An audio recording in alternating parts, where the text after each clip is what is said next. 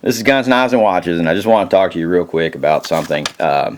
This is a bank note. It's 1,000 dinars from the Central Bank of Iraq. It seems like this would be worth a lot of money. It's worth about 80, 90 cents, maybe $1 if you get lucky on the right. You're in the right spot.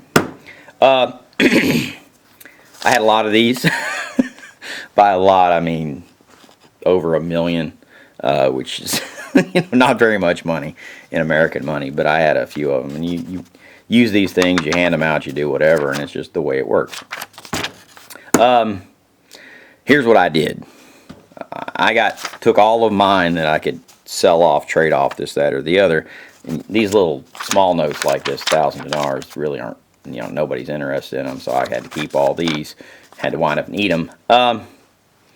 But I turned these into this. Now, what are these?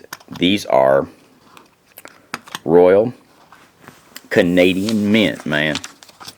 Silver dollars. And there are 36 of them here. And what I did was I wound up and had enough to do 1 million dinars, which is somewhere around, $800, $900, $1,000, depends on what street corner you're on and who you're trying to sell them to. But I found a company called Dinar Trade, and these people may be the most dishonest son of a bitches in the world. I don't know. I don't care. I know they've done things. They're bankers, okay? A banker is a banker is a banker is a banker.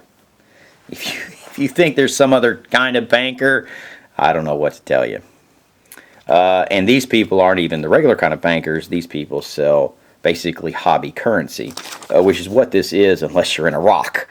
If you're in Iraq, this means something. If you're not, it doesn't really. So in the United States, it's considered hobby currency, a collectible, this, that, or the other. Well, I turned my collectible into these. That they're Elizabeth $5, 2013.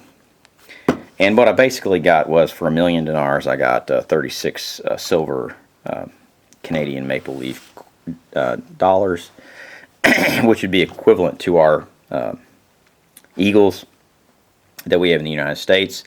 The difference between these and the eagles, these are a little bit cheaper. Also, these are not classified or categorized.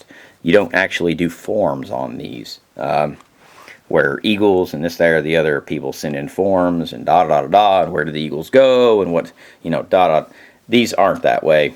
I just wanted to give you kind of that update on what I turned. So I turned these into that. A lot of people will take dollars and turn them into, this, that, or the other. But I found Dinar Trade here in the United States that would actually take some dinars that I just had for just pocket money and change them over into silver coins, which is a real intangible asset and a commodity.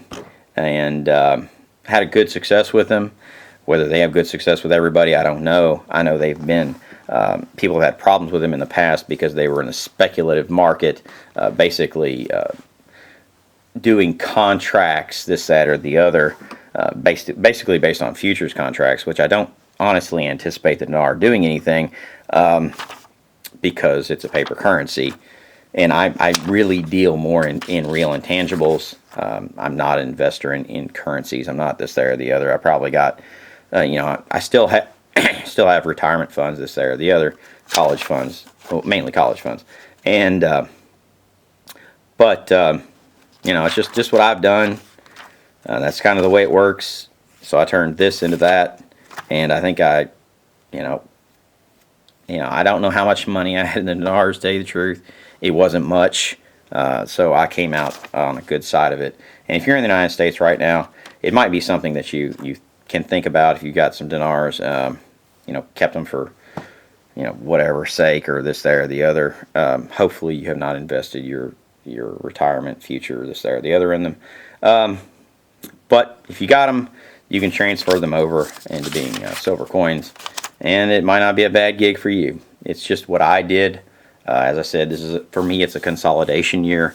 I am changing a lot of different things. This, in the end of the day, doesn't amount to shit, but it's part of the process. When you say you're consolidating, you actually need to consolidate. You need to take different things that you have and transfer their value into other things. And this is one of the ways in which I did it. And I've taken a lot of US dollars and transferred them over into buildings and construction and that type of stuff. So anyway, as you've seen from my other things, by the updates I have on my project that I'm doing, and it keeps continuing to move forward, but unfortunately it's been cold, and unfortunately we can't really work in super cold weather. It's just inefficient. But tomorrow is another day, and I wish all you the best. And that is one move that I have made lately to get rid of this paper shit, and that really is not worth anything here, and move it into something that has some real and tangible value. I don't anticipate the dinar doing anything in the future, because if you're going to actually get yourself out of debt or get yourself out of problems, you normally do it by inflating currency, and I don't see them making things harder on themselves by making the dinar worth more money and not less. You tend to make more money when you make it less. That way it's easier to pay it back. But it's Guns, Knives, Watches. Hope you all have a great day. I feel pretty good today. I have, with any health issue, you have a good day and then you have a bad day. I've had a couple bad days, but thank God for medicine. I feel better today. And peace out. Have a good one. And invest your money wisely. Don't squander it. Don't throw it away. And don't spend it on a bunch of crap that is unnecessary. This is Guns, Knives, Watches, and this is really the direction this channel is going to go. Have a good one.